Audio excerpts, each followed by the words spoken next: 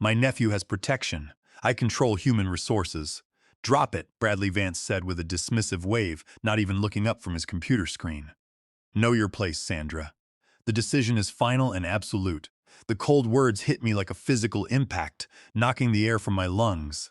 I stood frozen before his gleaming cherry wood desk, watching him casually destroy 5 years of my dedicated work. 5 years of solving impossible engineering challenges. 5 years of watching less qualified people rise through the ranks while I stayed behind in the laboratory.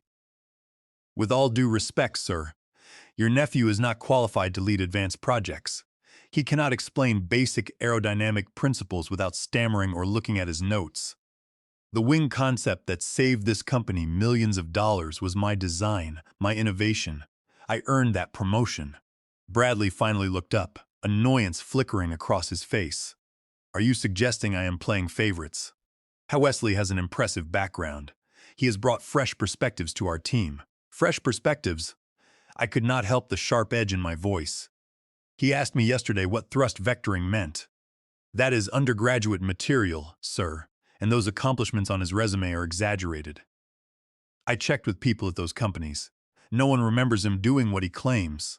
Enough. Bradley's palm slammed against the desk. You are becoming a problem, Sandra, a problem that is entirely unnecessary. My nephew has protection. I control human resources. Drop it. The anger burning inside me remained contained, but just barely. I straightened my spine and looked directly into his eyes. You have no idea of the power you are trying to challenge. Bradley's laugh was short and sharp. Are you threatening me? With what exactly? Nobody will believe you over me. This conversation is over. I left without another word, closing his office door softly behind me. My heart hammered in my chest as I walked through the maze of cubicles, nodding mechanically at colleagues. Nobody knew what had just happened. Nobody knew what I was about to do. The weight of my phone felt heavy in my pocket. One call would change everything. My name is Sandra Coleman, but everyone calls me Sandy. I have always been the person who solves problems others cannot crack. Growing up with 4 brothers taught me to fight for recognition, a skill that served me well in the male-dominated aerospace industry. For 5 years, I had been the backbone of Zenith Aerospace's innovation team.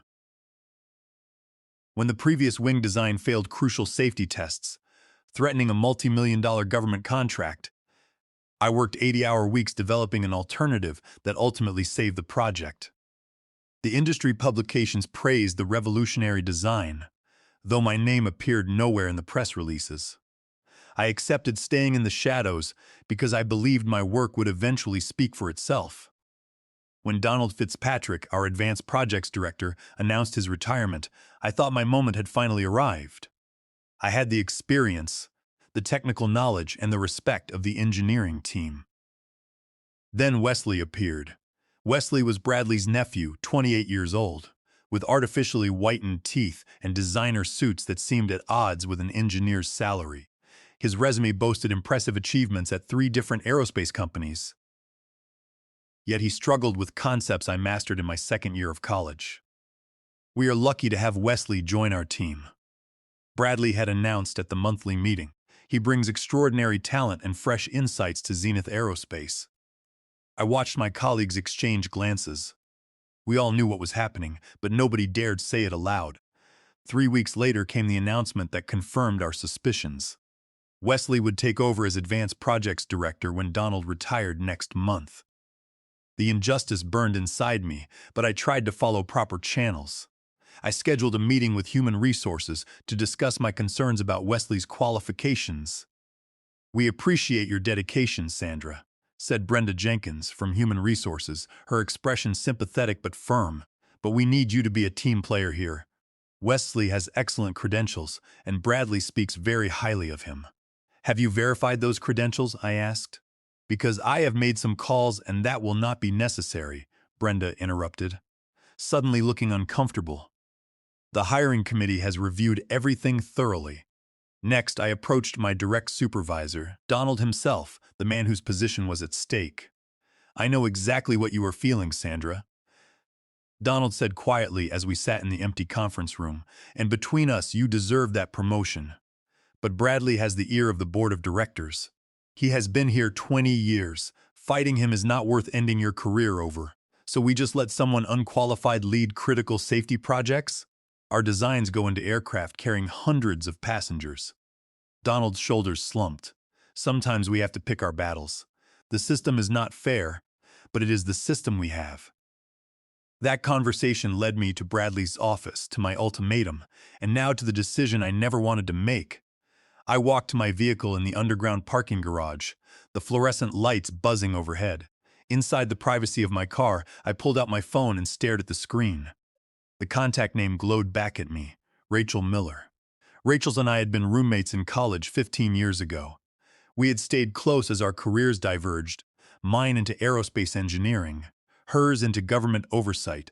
She was now the Federal Aviation Administration's lead safety inspector, scheduled to approve Zenith Aerospace's new commercial aircraft line next week. I had never used our friendship professionally. I had built my career on merit and hard work, but Bradley Vance had changed the rules of the game. My finger hovered over her name. Was I really going to do this? Once this call was made, there would be no going back. I thought about Wesley, who would be responsible for decisions that affected passenger safety without understanding basic principles. I thought about the design modifications he had already approved without proper testing. Nothing catastrophic yet, but concerning enough that they needed expert review and not a rubber stamp from someone who could not tell aluminum alloys apart.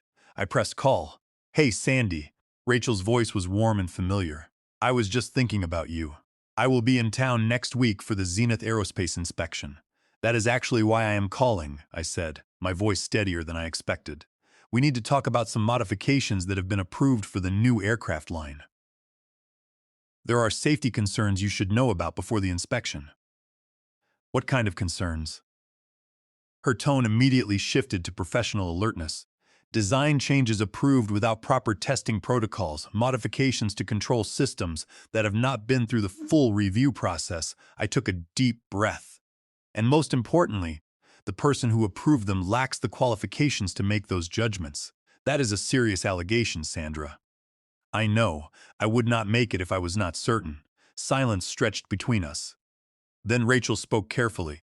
"This sounds like something that needs an emergency review before the scheduled inspection. I can arrange a meeting with the board of directors tomorrow morning. I will need you to provide specific details." "I can do that," I said. After hanging up, I sat motionless in my car. Had I crossed a line? Would this decision haunt my career? The aerospace industry was tight-knit. Word would spread about what I had done. My phone lit up. "Unknown number." I answered cautiously. "Hello, who the hell are you?" The voice was female, tight with barely controlled panic. "This is Eleanor Caldwell, Zenith Aerospace Board Chair. The government inspector just called demanding an emergency meeting tomorrow morning. She mentioned potential safety concerns from an insider." My heart raced.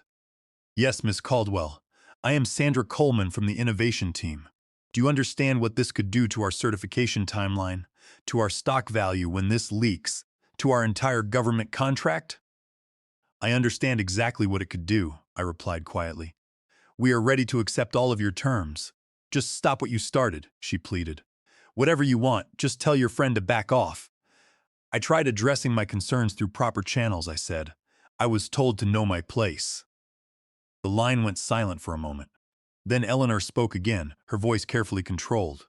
"What exactly do you want, Miss Coleman?" That question hung in the air between us. What did I want? Justice, recognition, or something more? Before I could answer, my phone signaled another incoming call. I asked Eleanor to hold and switch calls. "What have you done?" Bradley hissed without preamble. His voice had lost all its previous confidence. "The inspector just called an emergency meeting. She mentioned concerns about Wesley's qualifications and modified designs. I believe I mentioned you had 10 minutes to fix the situation," I said calmly. "You laughed. You cannot do this. You will never work in aerospace again." "I will make sure of it." "That is where you are wrong, Bradley. The inspection is happening because there are legitimate safety concerns. Your nephew approved modifications without proper testing. That is not spite, that is fact." "Tell me what you want," he said, his voice suddenly pleading. "A promotion, money, name it. I want the qualified person to lead advanced projects. I want accountability, and I want assurance that safety is not compromised for nepotism. Fine, you can have the director position. I will move Wesley somewhere else. Just call off the inspector. It is too late for that, I said. The concerns have been officially logged. The inspection will happen. But how badly it goes for Zenith Aerospace depends on what happens next. I switched back to Eleanor. I am sorry for the wait, Miss Caldwell. As I was about to explain, I want three things. First, I want to be named Executive Director of Safety and Innovation, reporting directly to the board, not to Bradley. Second, I want to build my own team of qualified engineers. Third, I want Bradley and Wesley transferred away from any position that influences critical design decisions. That is substantial, Eleanor said carefully. The board would need to discuss this. Of course, you have until the emergency inspection tomorrow at 9 o'clock in the morning. I should mention that I have documented all the improper design approvals and qualification discrepancies. If Zenith Aerospace chooses to retaliate against me, that documentation will go directly to the inspectors and the press. You have thought this through, Eleanor said, sounding almost impressed. I am an engineer. Thinking through problems is what I do. As I hung up the phone, my hands finally began to shake. I had just gambled my entire career on one bold move against a powerful executive. But sometimes standing up for what is right requires risking everything. I had no idea if they would meet my demands, or if I had just committed professional suicide. All I knew was that I could not remain silent any longer. The next 8 hours would determine everything.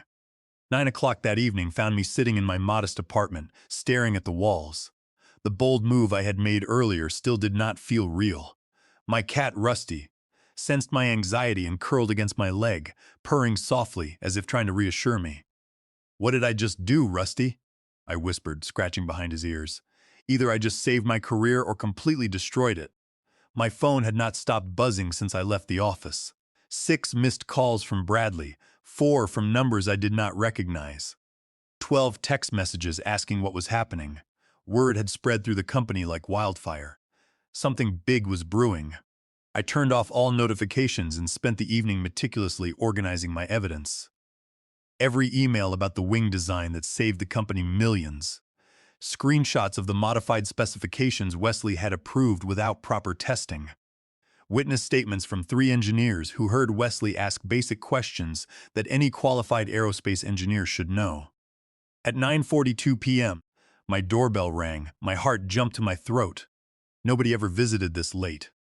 I approached the door cautiously and checked the peephole. Donald Fitzpatrick stood in the hallway looking exhausted. My retiring boss, the current advanced projects director, whose position was at the center of this storm. I opened the door. "Donald, this is unexpected." "May I come in?" he asked, his voice low. "There are some things you should know before tomorrow." I hesitated, then stepped aside. Donald had always been fair to me, even if he had not fought for my promotion. He entered and declined my offer of tea, remaining standing. "The board of directors has been in emergency session for the past 3 hours, he said without preamble. "Bradley is fighting for his life in there." "What do you mean?" Donald's expression was grim. "This is not the first time Bradley has placed unqualified relatives in key positions. 2 years ago, before you joined our team, his brother-in-law briefly headed procurement. He approved substandard materials that nearly caused a testing failure. I stared at him. I never heard about this. It was hushed up. The board gave Bradley a warning and made him remove his brother-in-law. They thought he had learned his lesson." Donald shook his head. "When you triggered the emergency inspection, Eleanor started digging. She found a pattern." My mouth went dry. "What kind of pattern?" "Bradley has been building a network of friends and family throughout the company. People who owe him loyalty over qualified candidates. The board was blind to it until now." He paused. "I am here because Bradley is trying to paint you as disgruntled and unstable. He is claiming you fabricated evidence because you could not handle being passed over." Anger flared in my chest. "That is ridiculous. I have documented proof." Donald held up his hand. "I know. That is why I am here. I have decided to speak to the board tomorrow to tell them what I know about your contributions and Wesley's lack of qualifications." I sat down heavily on my couch. "Why now, Donald? Why did you not speak up before?" His face flushed with shame. Because I was a coward, I am retiring in 4 weeks with a generous package. I did not want to rock the boat, he met my eyes. But what you did today, having the courage to risk everything for what is right, it made me realize I cannot leave this way.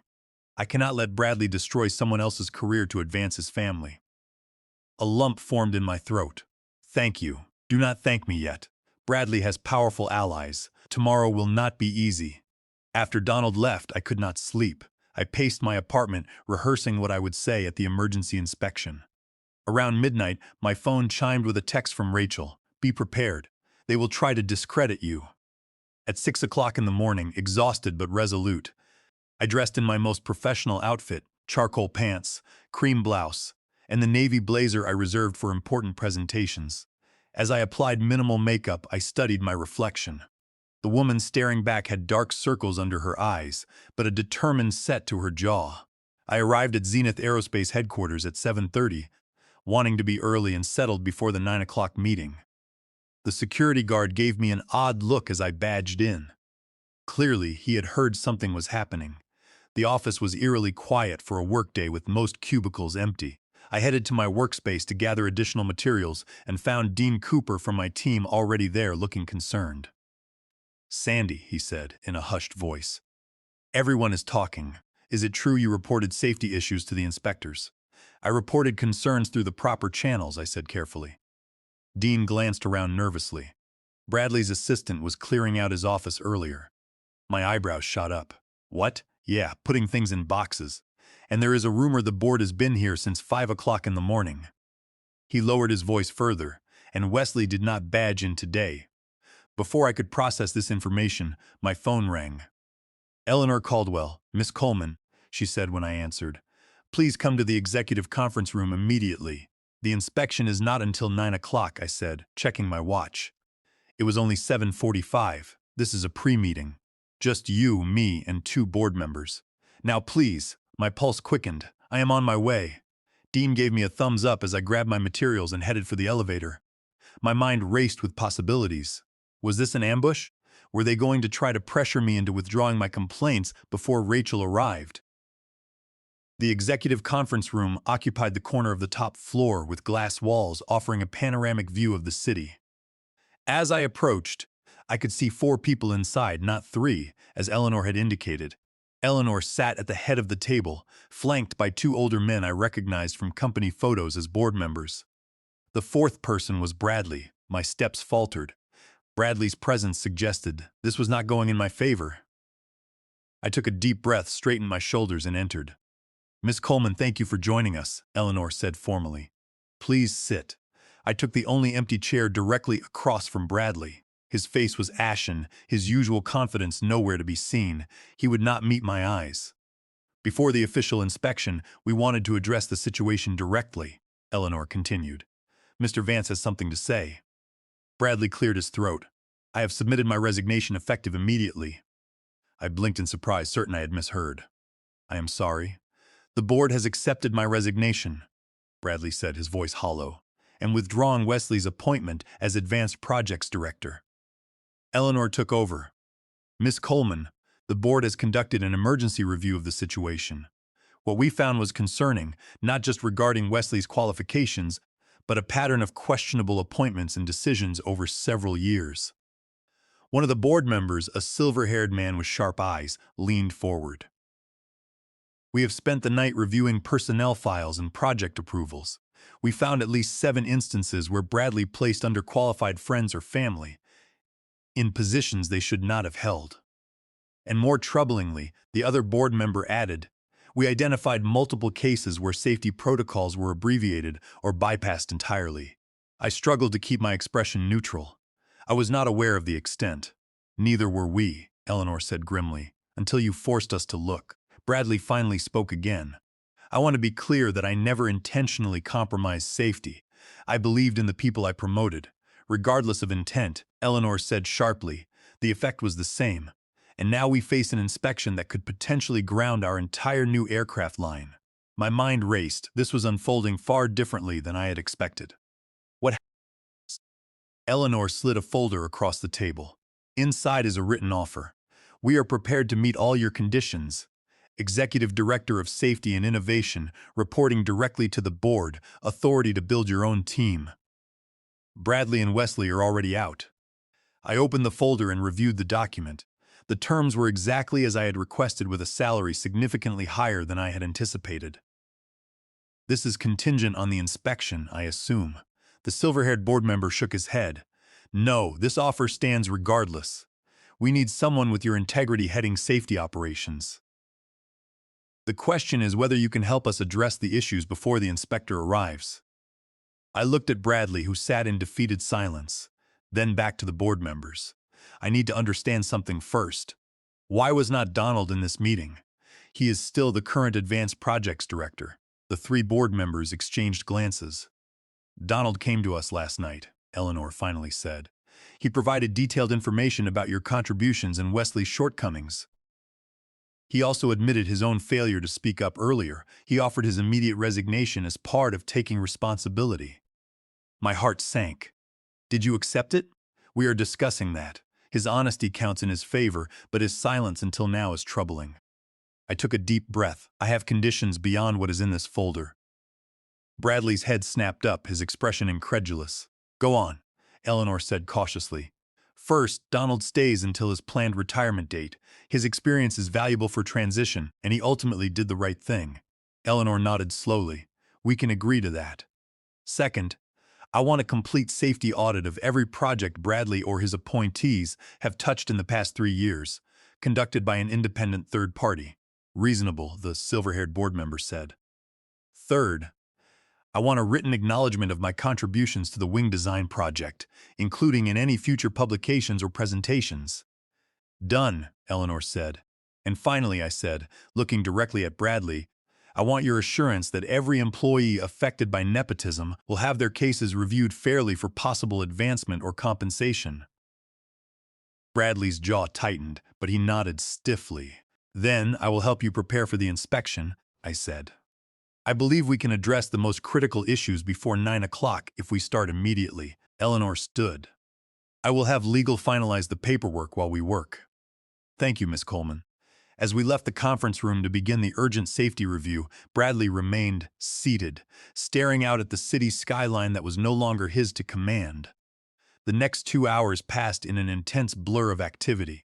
I assembled a small team of our most dedicated engineers, and together we systematically documented every questionable design modification Wesley had approved.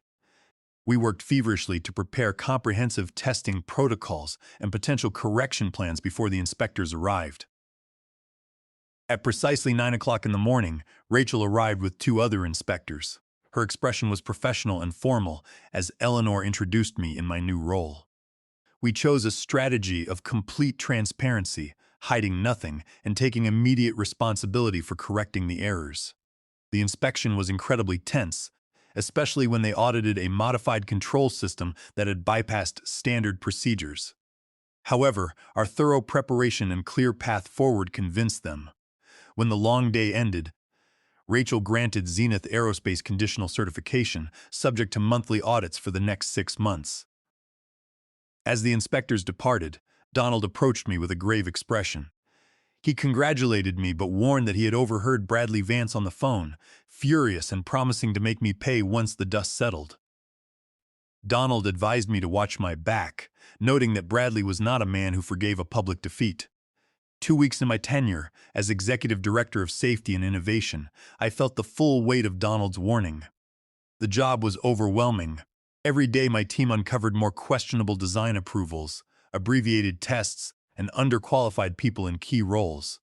Donald was an invaluable helper, but the years of corporate neglect ran deep. I was working 80-hour weeks and barely sleeping, consumed by the responsibility of ensuring passenger safety. Then, Lawrence Mercer from Apex Flight Dynamics, our primary competitor, arrived at my office without an appointment. He offered me a prestigious head of engineering position with a massive salary increase and complete operational freedom. He described it as an opportunity to escape the corporate mess at Zenith Aerospace.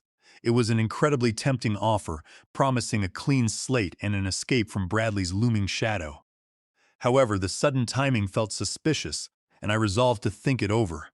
That afternoon, I received a text message from an unknown number telling me to meet on level 3 of the parking garage at 5:30 p.m. if I wanted to save my career. Despite my anxiety, I decided to go, ready to call security if necessary. The garage was quiet and dim. A figure stepped from behind a concrete pillar, and I was surprised to see Wesley Vance. He looked subdued, his confident swagger completely gone. Wesley thanked me for coming and explained that he had to warn me. He revealed that Bradley had secretly coordinated the Apex job offer as a trap. If I accepted the position, Bradley was prepared to provide falsified evidence showing that I had stolen proprietary designs, which would immediately blackball me from the industry. If I declined, Bradley was planning to use his remaining allies on the board, Charles and Henry, to force a vote of no confidence against me. Wesley explained that Bradley had a spy on my team and was going to claim that I had exaggerated the safety issues to manufacture a crisis. Wesley played a recording of his uncle detailing the entire plan. He apologized for accepting a job he knew he was unqualified for, admitting he only wanted to work in marketing. The next morning, I arrived at the office at 6 o'clock and called Eleanor, demanding an emergency board meeting before the scheduled afternoon session. I spent the next 3 hours gathering my evidence and securing Donald's support. At 10 o'clock, the meeting commenced. Bradley sat next to Charles and Henry, looking smug and victorious. He remarked that the meeting was early.